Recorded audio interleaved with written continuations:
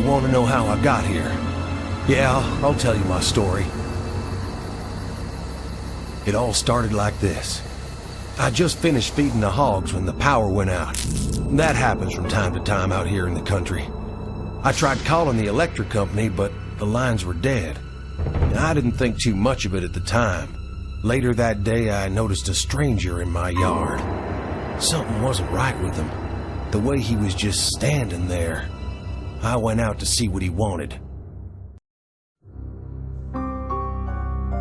I killed the strangers. It was them or me. The poor devils looked like they fell in a septic tank and festered for a few days. I'd never killed no one before, so I sure was real spooked. I decided to head over to my neighbors across the cornfield. I just didn't feel safe hanging around here all by myself.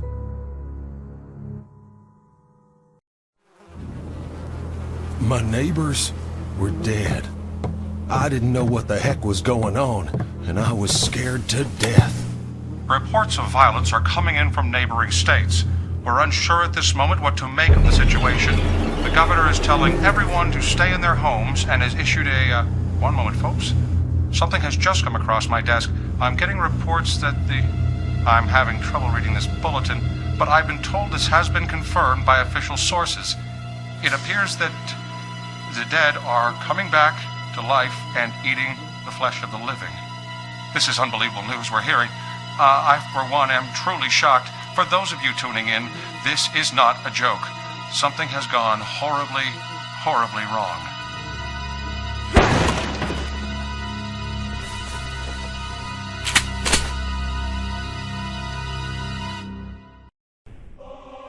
I did what the man on the TV said and stayed on the farm as long as I could.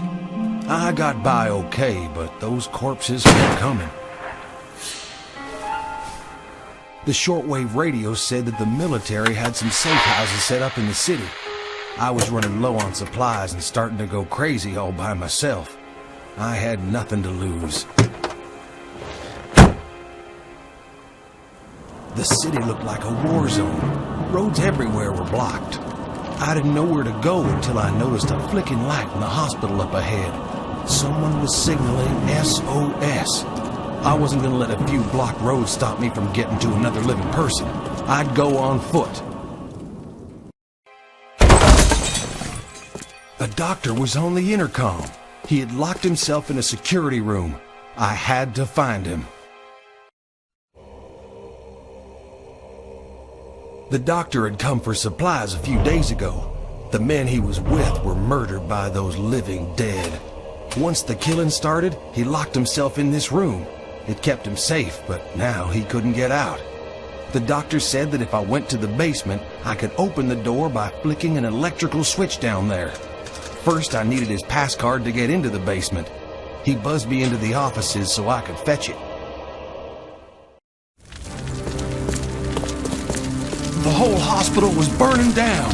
I needed to grab the doctor and get out of there.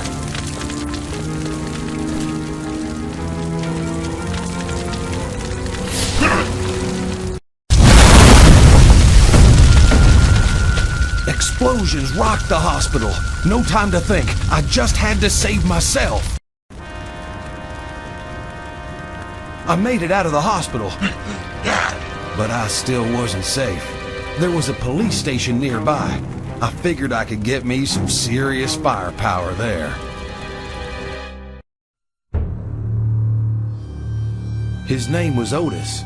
He said the police station was a safe house until it got overrun a couple of days ago. But he wouldn't tell me why they locked him up.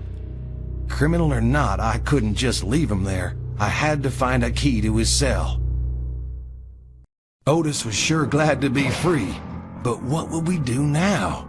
The radio said there was a safe house and an old theater nearby. We could go there, but the city streets were too dangerous to travel on foot. There were too many of those mindless walkers out there. My new friend Otis had a plan. Otis had an 18-wheeler cab in the impound lot. He would get it and pick me up, and then we'd make for the theater. My job was to cover him from the roof. First, I needed a rifle with a scope, and I was in the right place to find one.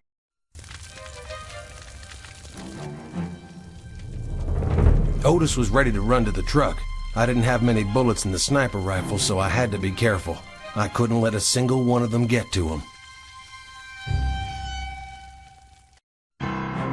Otis barely made it to his truck when a bunch of them attacked. I saw him wave and yell something. All I caught was theater, and then he drove away. I was alone again.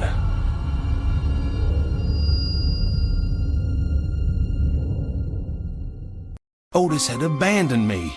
I had to find another way to get to the theater. It wasn't too far, but the streets were crawling with the living dead. I decided to get there through the sewer. The theater was barricaded like a fortress, but everyone was dead. Those things got to them. I needed some rest. But first, I had some business to deal with.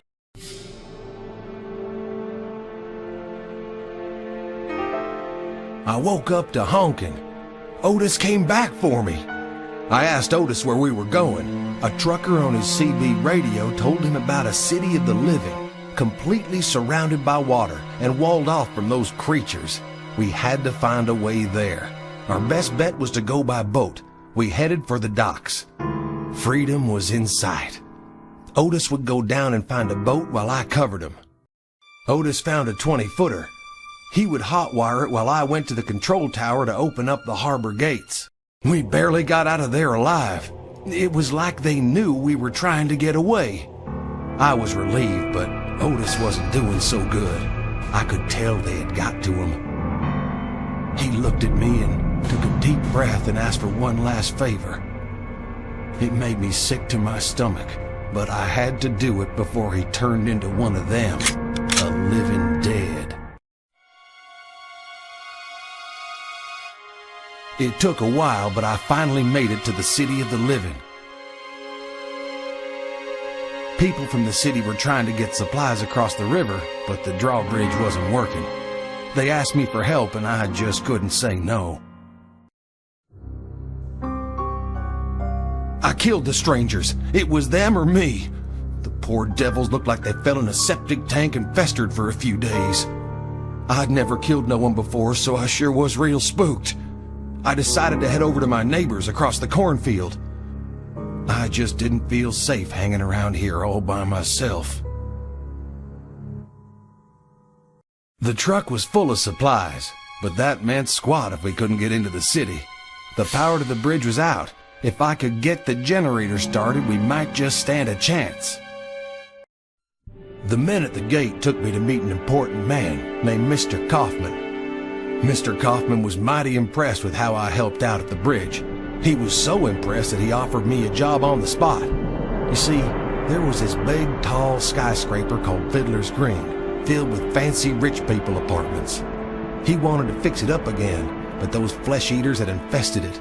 He said the cleanup was almost done. Only a few pockets of the things were left. It sounded dangerous, but he'd give me a nice place to live and lots of money to do it. Besides, Mr. Kaufman said that by doing this, I'd be helping out a lot of people. Good people, just like me. And that's how I got from the farm to the top of Fiddler's Green. Inside the city, life went on. Kaufman opened his fancy tower. Only the rich and famous were welcome, but that's a whole different story. At times, things seemed almost normal, but I knew, heck, we all knew, beyond the city walls was nothing but death. And it was trying to get in.